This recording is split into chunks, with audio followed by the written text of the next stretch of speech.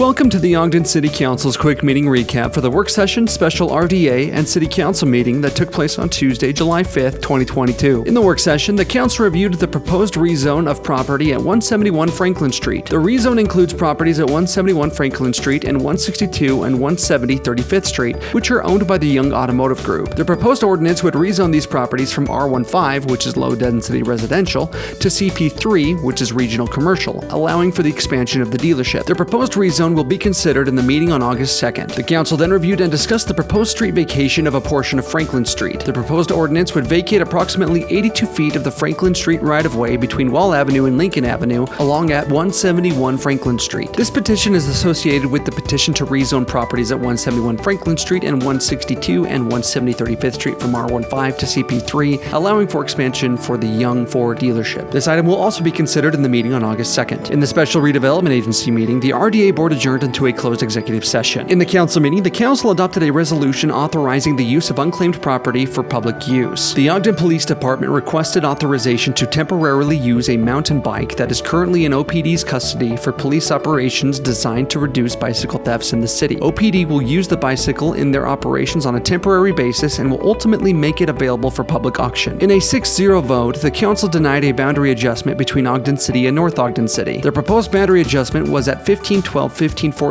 North Washington Boulevard. The adjustment would have removed 1.7 acres from Ogden City and placed it within the boundaries of North Ogden City. The Council was concerned that the boundary adjustment had no upside for Ogden and that planned development didn't meet the design standards of the city. The Council then adopted an ordinance regarding water-wise landscaping requirements. The ordinance includes amendments to landscape-related code to reduce the amount of water used to sustain landscaping in Ogden. These amendments include placing a limit on how much landscaped space may have turf grass in new commercial, industrial, and multifamily developments, allowing more rock and mulch to be used, and various changes to the city's landscaping requirements. These changes are necessary for Ogden City residents to qualify for participation in Weber Basin's Flip Your Strip incentive program. The Council then adopted a zone text amendment to revise parking requirements for dedicated low and moderate income housing. The amendment reduces required parking for dedicated low and moderate income housing from 2 stalls per unit to between 1 and 1.4 stalls per unit in residential zones. The amendment reduces the maximum parking standards for low and moderate income housing in commercial zones from 1.75 stalls per unit